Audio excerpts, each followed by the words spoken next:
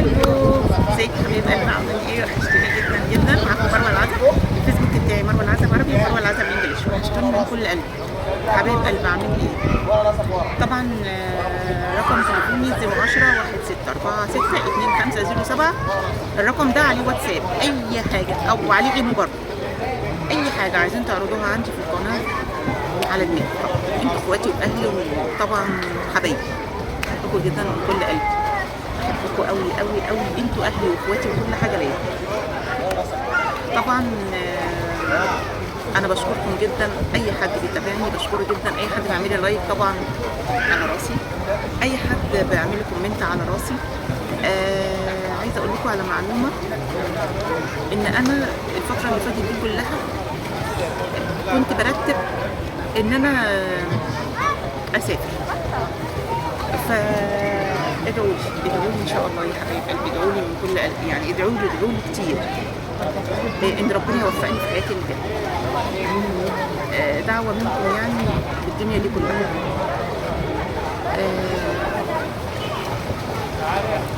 في واحده من متابعيني بتكلمني على الواتساب. طبعا الواتساب اي حاجه صوت بسمعه، تبعتوا لي اي كلام بسمعه. اي حاجه عايزين تبعتوها على راسي والله العظيم. وعايزين نعرضها طبعا بعرضها من غير الاسم ولا اي حاجه، ولا مش عايزين نعرض الصوت ما بعرضوش كمان، بقوله انا عن طريق وكيل. يعني اي مشكله انتوا عايزين نحلها انا بقول المشكله عن طريق ان انا لساني، مش عن طريق صوتكم. يعني ممكن تقولوا لي مدام مروه بعد اذنك ما تقوليش صوت على راسي، ما بقولش الصوت نهائي يعني. فانا بقول لكم دلوقتي ان انتوا حبايبي وبعزكم من كل قلبي، وربنا ما يحرمني منكم يا رب العالمين. يا رب ما يحرمني منكم ابدا. معايا حد من المتابعين بيقول لي مدام مروه ممكن تعرضي لي مشكلتي على القناه عندك؟ قلت له ماله، انت اختي، اي حاجه هتقوليها سر بيني وبينك. عايزين اقول مكانك اقوله، عايزين اقول عنوانك اقوله، عادي يعني. بتقول لي مدام مروه انا اتعرفت على شاب، يعني جوزي كان اكبر مني ب 14 سنه. طبعا فرق مش كبير خالص. انا بقول يا جماعه والله اي واحده عايزه تتجوز يعني صح او مش صح، يعني عن حب يعني ممكن تتجوز فرق يكون 5 سنين على الاقل، يعني عادي 5 سنين 10 سنين.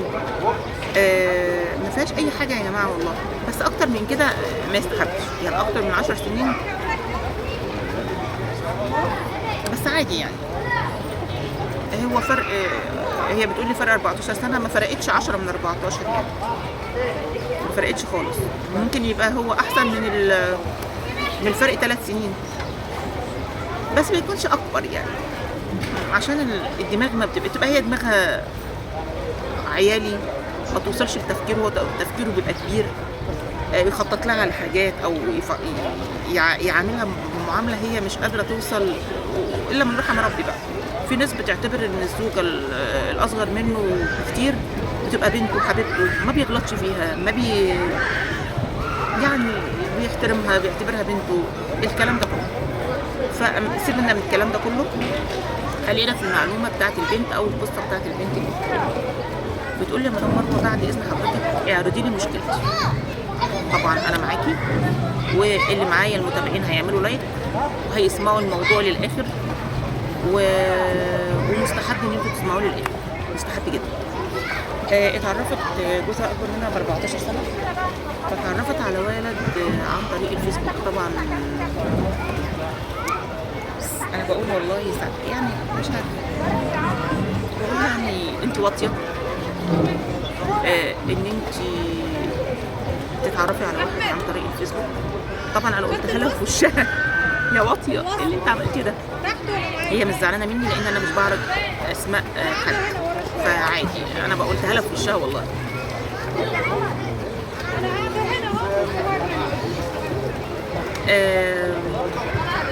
ما تسلميش نفسك لحد في كلمه يا جماعه، ما ممكن يتسجل لك. هو الشخص ده مش ممكن يسجل لك وانت عندك صبيان وعندك بنات يشهر بيكي؟ ما انت برضه غبيه يعني، معلش مش حد يتامن.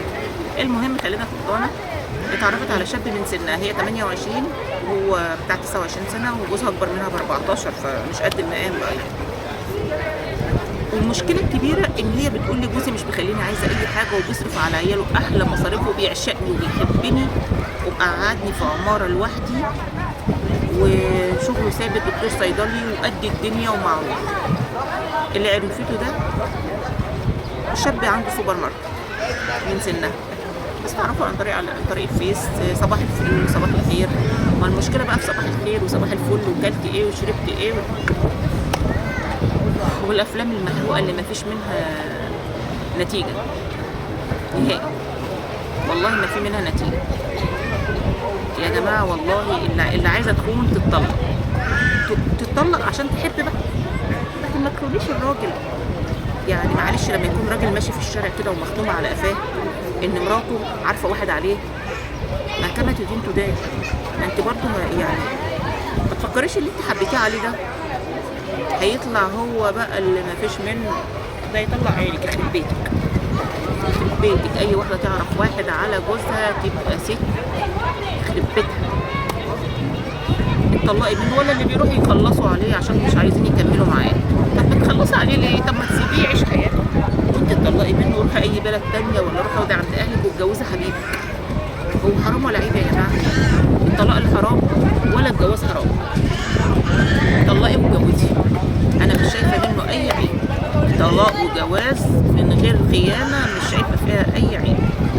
المهم اتعرفت على ابو 28 سنه، الراجل اللي ايه، الحب والغرام. فلما اتعرفت عليه يا جماعه قعدوا 3 سنين مفيش اي علاقه محرمه بينهم صراحه. يعني هي قالت لي، يعني هي قالت لي الصراحه كلها، لو في حاجه هتقول، ما انا ما بطلعش اسمها ولا بطلع حاجه. هي اتعرفت عليه ان هي اصلا متجوزه صغيره بتاعت 18 سنه، فما عاشتش المراهقه، فدلوقتي بتعيش بعد ما بقى معاها 3 عيال. المراهقه اللي ايه، هي لسه صغيره، مش متاخره ولا حاجه، بس بتعيشها وهي متجوزه. ما ده حرام، وبعدين مش هينفعك. انا قلت لها كل الكلام اللي انا بقوله في اللايف ده إيه. المهم حبايب قلبي، بتقول لي يا مدام مروه انا بقابله، بروح اتغدى معاه، بودي عيال المدارس، بروح افطر معاه في كافيه مش في البيت عنده. فبتقول لي انا دلوقتي على خلاف مع جوزي. قلت لها بسبب جوزك عمل لك ايه؟ قالت لي ما عمليش حاجه، بس بيجي من الشغل ما بيقوليش كلمه حلوه. بقى المعلومه اللي في الطيار، ما بيقوليش كلمه حلوه. ما هو القمر التاني بيقول، ده ما بيقولش كلمه حلوه. ده الايه، الفجر بذاته او الفجر بعنوانه. اتفقنا؟ فالفجر لما بيجي على الواحده ربنا يكفينا شرها، بتبقى غول. من ناحيه الخيانه بتبقى غول. المهم بتتلكك له. ليه؟ لانه هو الاستاذ ما بيقولهاش كلمه حلوه. بيجي من الشغل عايز ياكل، ولو اتفرج على التلفزيون شويه وادالها مصروف وساب لها الفلوس خلاص. ويوم الخميس والجمعه يوم الجمعه بياخد اجازه، من الخميس بالليل ليوم الجمعه، فبي ايه، بيقعدوا مع بعض. فبرضه هي مش مرتاحه، نتيجه ان التاني بياخدها قعده في كافيهات. ده مش بتاع كافيهات ولا الكلام نايس ولا الكلام ده، هو بتاع ادب واحترام. وهو قاعد في بيته محترم، بيشرب قهوه في البيت بدل ما يروح كافيهات ويدفع فلوس، يدي فلوس لايه؟ لمراته وعياله. بتقول لك لا، التاني كلامه وبقه ولسان وريحه وقمر. التاني ريحته وحشه يا قمر؟ قالت لي لا، هو مش ريحته وحشه.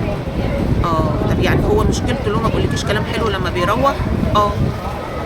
مجوعك؟ لا، مجوع عياله ومش ما يجيبهمش لبس؟ لا والله، ده مش مخليهم عايزه حاجه، وهم في مدارس انترناشونال. العيب في مين يا جماعه؟ العيب في مين بالله عليك؟ العيب فيها ولا في جوزها ولا في الراجل التاني؟ المهم خلينا دلوقتي، هي عايزه ترفع خلع. طيب لما ترفع خلع هيتجوزك؟ هيتجوزني. بيحبني يا جماعه، بيحبني، محدش عارف حاجه. المهم يا جماعه، هي عايزه تطلق دلوقتي بحجه ان هو بيخش البيت ما تقولش كلمه. فطبعا خلاص قررت. فبتقول لي عرض الموضوع، هل انا هندم؟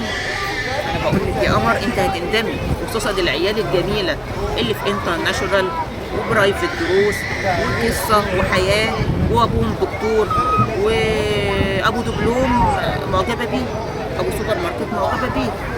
فانا بقول لك من موقعي هذا انك هتندمي وهتخلفي عيل.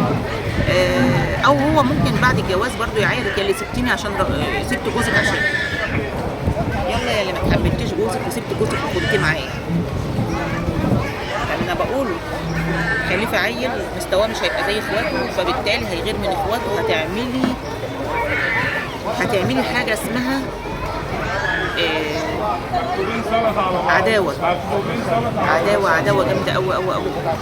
فبالتالي هتخلفي عيال اعداء من بعض، اخوات من الام اعداء، مستوى مش زي بعضه، خلاص دمرتي حياه عيال تانية. عيشي واستغفري ربنا وصلي واندمي انك عرفتي حد على الراجل المحترم ده. اصل الثلاثه دي عايشه في بلد لوحدها، والله ما في منه، وبعيد عن الحيوان ولا طلاق ولا جواز بالنسبه للراجل كمان. لكن انا بقول لاي ست بقى معجبه بحد تاني ومش عاجبها القمر اللي متجوزاه وعايزه تتطلق، ما تروحش تعمل مشاكل وتعمل بلاوي وتخلص عليه وتعمل كذا وكذا وكذا عشان خاطر تتجوز عشقها. لا اتطلقي واتجوزيه عادي جدا.